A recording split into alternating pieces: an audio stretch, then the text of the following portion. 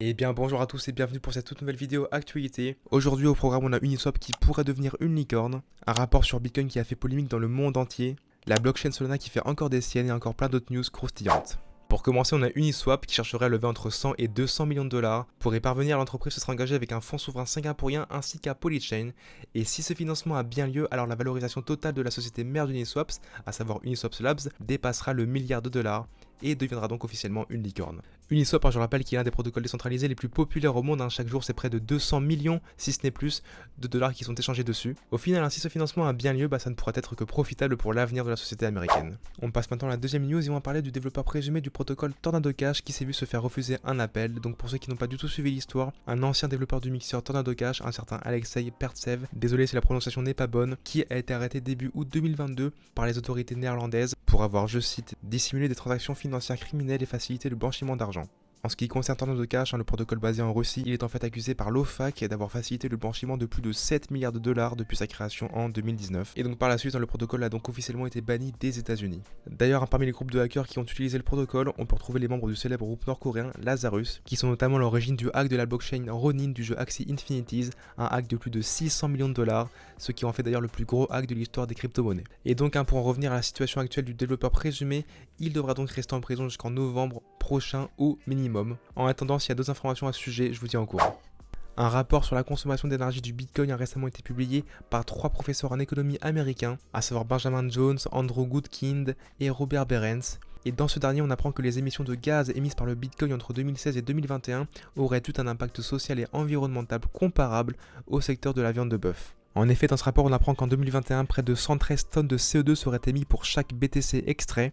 Et en se basant sur le fait que chaque tonne coûte 100 dollars, les 3 économistes américains ont conclu que chaque Bitcoin extrait en 2021 coûtait en moyenne 11 000 dollars de dommages climatiques. Vous l'aurez compris, là c'est spécifiquement le fonctionnement en proof of work, donc preuve de travail qui est critiqué, donc le fait que des mineurs sécurisent le réseau via leur carte graphique, ou plutôt via leur GPU, ce qui demande en fait de l'énergie pour chaque BTC extrait.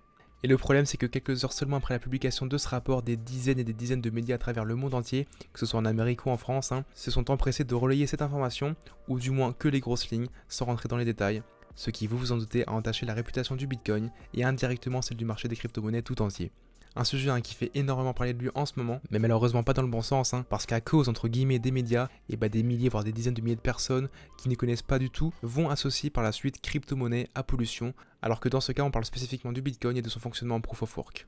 D'ailleurs en parlant de ça, quelques jours seulement avant la publication de ce rapport, un autre rapport avait été publié, mais cette fois-ci heureusement pour nous qui était en faveur du Bitcoin, et qui dit justement que l'extraction de Bitcoin représente seulement 0,10% des émissions mondiales de gaz à effet de serre, et ajouter à cela que cette estimation serait en baisse de 14,1% par rapport à l'an dernier, soit une amélioration plutôt impressionnante. Alors qui croire, qui écouter, je vous laisse faire votre propre avis. D'ailleurs pour ceux qui s'intéressent, je mettrai tous les liens en description, que ce soit le premier rapport ou le deuxième. C'est un sujet selon moi qui mérite vraiment d'être étudié en profondeur. Du moins si vous voulez vraiment vous y intéresser, faites vos propres recherches et n'écoutez pas seulement ce que les médias disent. Du moins pas tous, car je pense que dans les mois et les années à venir, c'est un sujet qu'on va de plus en plus entendre parler. Sur ce, on passe à la 4ème news du jour. Et une fois de plus, la blockchain Solana qui a fait l'objet d'une panne généralisée, qui d'après ce qu'on sait aurait été causée par un nœud du réseau mal configuré, donnant lieu ensuite à un fork accidentel. Suite à ce bug, il aurait donc été opté que le réseau redémarre, et heureusement quelques heures plus tard, tout est finalement rentré dans l'ordre. Pour finir, donc je vais faire un petit point sur Star Atlas, donc l'un des jeux développés sur Solana les plus ambitieux à mon sens de ce marché, qui a lancé en fait sa toute première démo jouable, donc sa pré-alpha privée comme il l'appelle,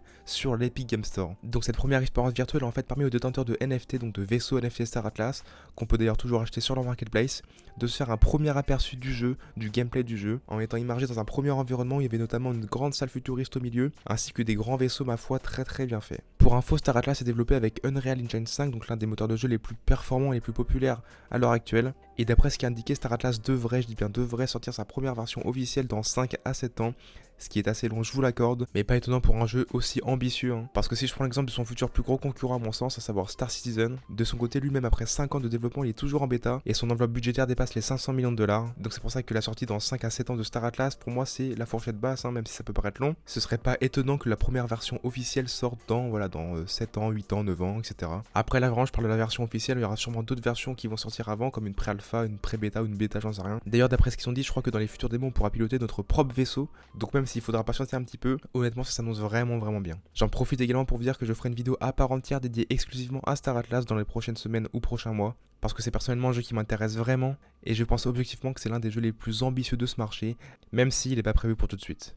D'ailleurs, dites-moi en commentaire ce que vous en pensez, est-ce que vous aimeriez que je fasse des vidéos sur d'autres play to earn ou d'autres jeux ambitieux. Et voilà, sur ce, la vidéo est terminée, j'espère en tout cas qu'elle vous aura plu. Si c'est le cas, n'hésitez pas à lâcher un petit pouce bleu, à mettre un commentaire, à vous abonner et à activer la cloche des notifications. Et sur ce, on se dit à bientôt, tchuss.